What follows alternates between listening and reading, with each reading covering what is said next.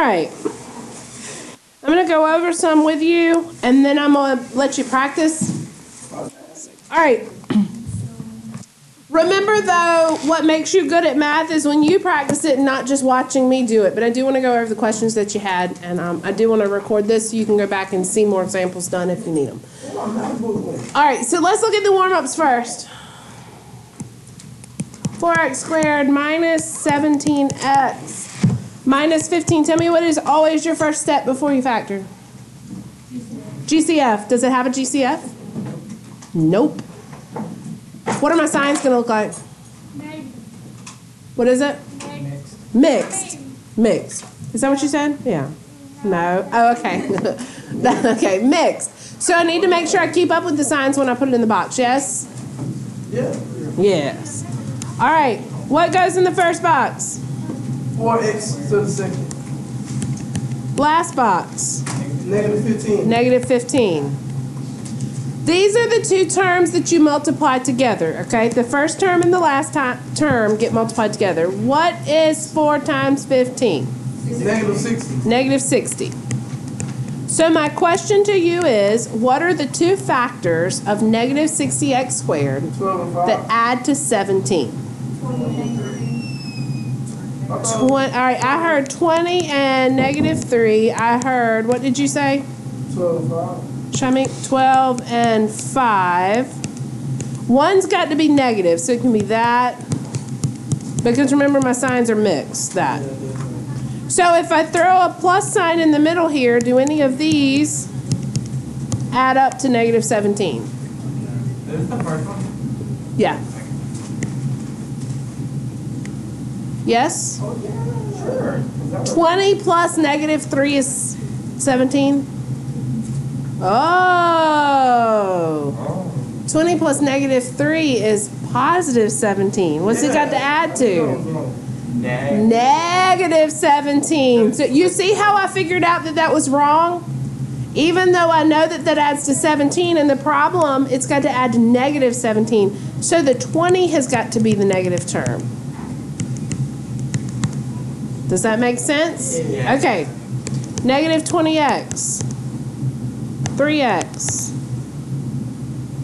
Up and over? Gotta find the TCF. That's right. What's the GCF there? 4. No, 2. 4 was right, but you got to make sure you put that X on it, right? Because they both have an X to give. What's the GCF? 3. How about here? 1x. 5. Negative 5, right. How do you know that that's a negative? As you go across, they're both negative. Absolutely. So this factors as, take the top 4 and the bottom. x minus 5. Yes or no? Yes. If I wanted to check that, what would I do? You bring do it backwards. FOIL, multiply it out, do it backwards, yes. 4x times x, 4x times negative 5, 3 times x, and 3 times negative 5. Questions about that one? Yes, ma'am.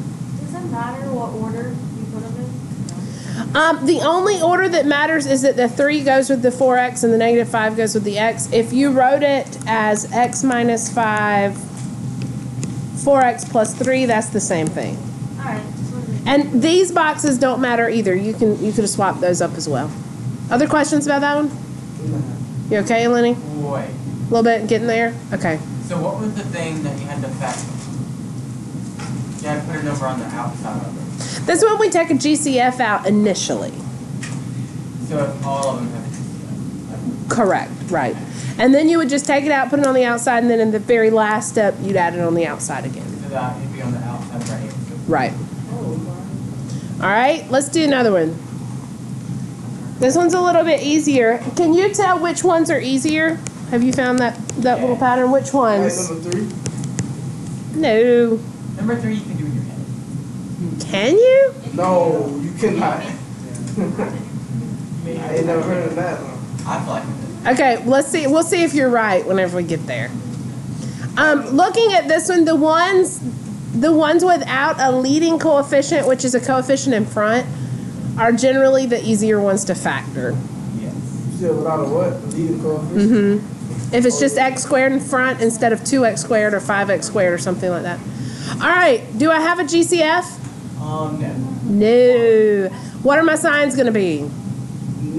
Mix. Mixed. Oh, The man. last number negative. That's right. First term, first box. Last term, last box. Hold up.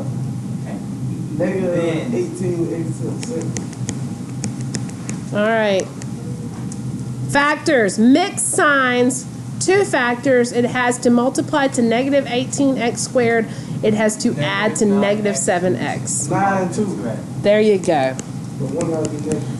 To me, that's the hardest part of factoring is finding those two terms, Yeah. especially when this is big. When this gets big, it gets, oh, Them numbers was in the thousands like that.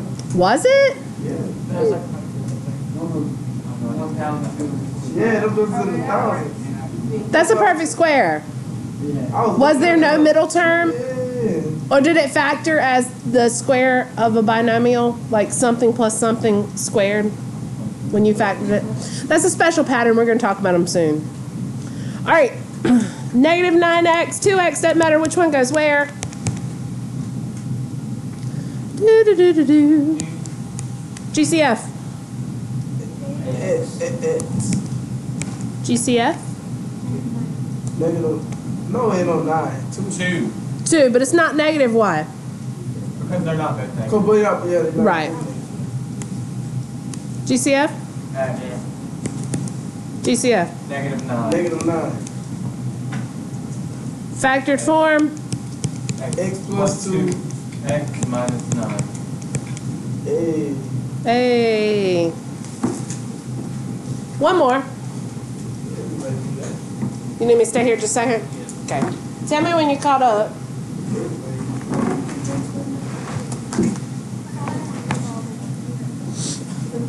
We gonna get to 60. X squared minus 49. What is missing here? The B. When we were missing the B before, what did we do? What did we do? Substitute what? 0. 0. So if I write this way, does it make sense to everybody? No. No? All we're doing is, you know, you've got ax squared plus bx plus c. We're missing that bx term. So we're holding the place with a 0. Does that make sense? Okay. All right, so now I can set it up. First term, first box. X squared. There you go. Last term, last box. 49. Negative 49. What are my signs going to look like? Mixed. Mixed signs. That's key for this one, okay? Tell me the two things that multiply to negative 49x squared but add to 0. 7 and negative 7. If I'm adding to 0, it's got to be the same number of one positive, one negative because it's just two terms. So I got 7x and negative 7x. Yes? Shh.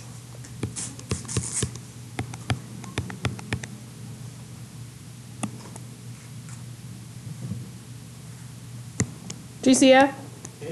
X? GCF? Negative 7. GCF? X. GCF? 7. 7. All right, guys, if y'all are taking notes on your tablets, I need them tablet form on the desk so I can make sure you're doing what you're supposed to be doing. All the way down. There you go. You're not taking notes on yours? I know it's just off. All right. So it factors as...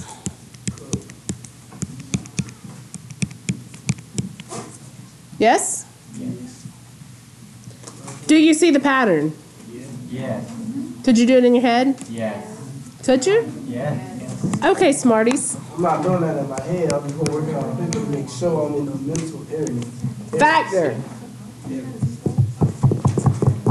You want us to do Is that that? 81? That is 81. Yes. Guys, Yeah, let me- Could you not do that? you can. Y'all have actually derived what we call a special pattern when we factor. It's called a difference of two squares.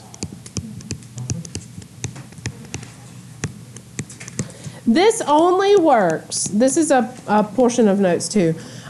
This only works when there's a subtraction sign in the middle. If this was plus, it would not work. If this was x squared plus 81, it would not factor this way. Because then if that sign was plus, it would mean both signs would have to be the same and it wouldn't add to 0. And it only works if the ends are perfect squares. But if you have that, then your shortcut for factoring is the square root of the first, square root of the second. That's what I found. Yep, 1 plus 1 minus. And it works with any difference of two squares. I could have a coefficient here. I could have 4x squared, guys, minus 25. And then you would put 2x and then plus minus 5 and then 1 minus and 1. Yeah, 1 plus. Easy? Yes? It's easier to write than that. It's easier to promise. I told you, yeah. All right, questions about your homework? First section first. Let's stay first section first. None on the first section? I'm assuming it's all in the second section. Questions? I actually don't have any time. No? All right.